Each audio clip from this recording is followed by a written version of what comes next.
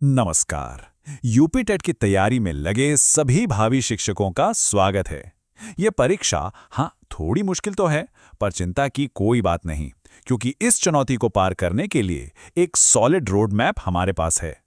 देखिए, अक्सर ऐसा होता है कि इतना बड़ा सिलेबस देखकर थोड़ी घबराहट तो होती ही है। समझ नहीं आता कि आखिर शुरुआत करें तो करें कहाँ से। लेकिन घबराने की बिल्कुल ज़रूरत नहीं है, क्योंकि हर बड़ी चुनौती का सामना एक सही रणनीति से किया जा सकता है। और वो समाधान, वो है ये 90 दिनों का प्लान। और सुनिए, ये सिर्फ एक टाइम टेबल नहीं है, बल्कि एक ऐसी स्ट्रक्चर्ड रणनीति है जो सफलता की राह को थोड़ा आसान बना देगी। तो चलिए शुरू करते हैं। तो आगे हम क्या क्या देखने वाले हैं? सबसे पहले फेज 1 में अपनी बुनियाद कैसे मजबूत करें। फिर फेज 2 में प्रैक्टिस और सुधार पर फोकस करेंगे। उसके बाद फेज 3 में रिवीजन और मॉक टेस्ट से तैयारी को फाइनल टच देंगे। और हाँ, सब्जेक्ट वाइज स्ट्रैटेजी और कुछ जबरदस्त फाइनल टिप्स भी हैं। तो शुरुआत करते हैं पहले फेज से, सफर का पहला पड़ाव, पहले 30 दिन। और इसका बस एक ही मकसद है, अपनी नींव को यानी कि फाउंडेशन को इतना मजबूत कर लेना कि आगे की तैयारी इस पर टिक सके। पूरे 90 दिनों का ब्लूप्रिंट कुछ ऐसा दिखता है। पहले 30 दिन सिर्फ और सिर्फ बेसिक्स, अगले 30 दिन प्रैक्टिस और खुद को बेहतर बनाने पर, और आखिरी 30 दिन मास्टरी हासिल करने और सब कुछ रिवाइज करने के लिए। अब पहले महीने में रोजाना 5 से 6 घंटे कैसे देने हैं, इस पर आते हैं। देखिए, चाइल्ड डेवलपमेंट यानी बाल विकास के लिए लगभग 2 घंटे, लैंग्वेज 1 यानी हिंदी के लिए 1.5 घंटा, लैंग्वेज 2 के लिए भी 1.5 घंटा, और मैथ/साइंस या सोशल स्टडीज के लिए 1 से 2 घंटे। याद रखिएगा, इस स्टेज पर कंसिस्टेंसी ही सबसे जरूरी है। तो इन 30 दिनों में फोकस कहाँ रखना है? सबसे पहला काम, क्लास 6 से 8 तक की एनसीईआरटी को अच्छे से पढ़ना। एक एक कॉन्सेप्ट बिल्कुल क्लियर होना चाहिए। साथ ही छोटे छोटे कंसाइज नोट्स बनाना शुरू कर दीजिए। गोल ये है कि कम से कम एक बार पूरा सिलेबस आंखों के सामने से निकल जाए। चलिए, अब आते हैं दूसरे फेज पर। फाउंडेशन तो बन गई, अब वक्त है उस पर प्रैक्टिस और सुधार की दीवारें खड़ी करने का। इस फेज में पढ़ाई का टाइम थोड़ा बढ़ेगा। अब रोज 6 से 7 घंटे लगेंगे और फोकस भी शिफ्ट होगा। अब थ्योरी से ज्यादा एमसीक्यू प्रैक्टिस और पेडागोजी पर ध्यान देना है। हर सब्जेक्ट को बराबर टाइम देना जरूरी है, खासकर जो ऑप्शनल सब्जेक्ट चुना है उसको थोड़ा एक्स्ट्रा टाइम देना पड़ेगा। तो इस महीने का एजेंडा बिल्कुल क्लियर है। पुराने सालों के क्वेश्चन पेपर्स यानी PYQs सॉल्व करने हैं, टॉपिक वाइज MCQs प्रैक्टिस करने हैं, और सबसे जरूरी ये पहचानना है कि कमजोर कहाँ है और उन एरियाज पर काम करना है।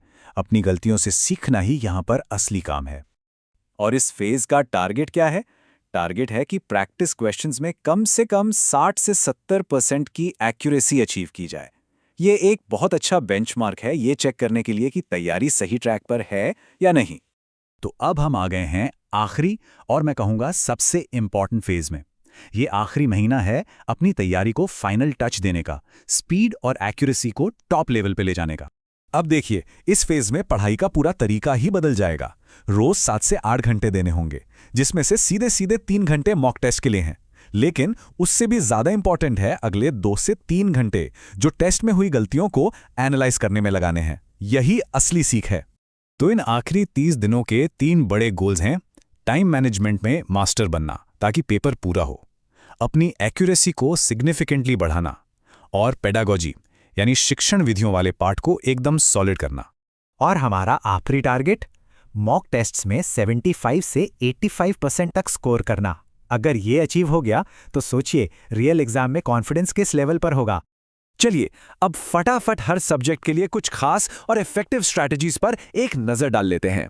सबसे पहले चाइल्ड डेवलपमेंट एंड पेडागोजी या CDP। देखिए, कॉन्सेप्ट्स और थ्योरीज तो जरूरी हैं ही, लेकिन असली गेम चेंजर है पेडागोजी। सबसे ज्यादा ध्यान इस पर देना है क्योंकि ज्यादातर सवाल यहीं से आते हैं। अब आते हैं लैंग्वेज पेपर्स पर। हिंदी के लिए रोजाना ग्रामर और कॉम्प्रिहेंशन की प्रैक्टिस करनी है। टीचिंग मेथड्स को बिल्कुल स्किप नहीं करना। वहीं दूसरी लैंग्वेज, चाहे वो इंग्लिश हो, उर्दू या संस्कृत, वो आमतौर पर थोड़ी आसान रहती है। उसमें बेसिक ग्रामर और पैसेज प्रैक्टिस पर फोकस करना काफी होगा। अब बात करते हैं मेन सब्जेक्ट की, यानी मैथ्स, साइंस या सोशल साइंस की।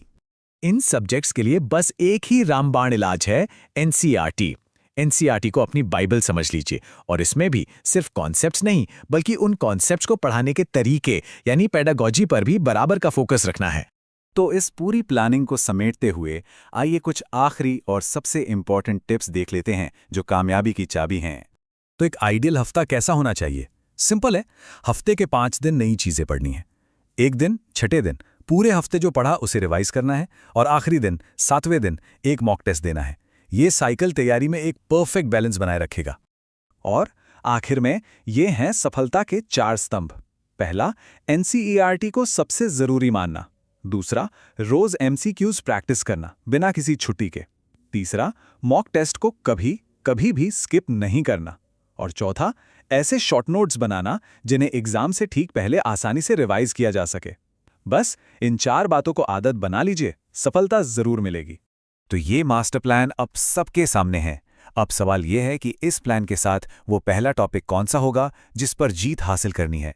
शुरुआत आज से ही कीजिए। All the best.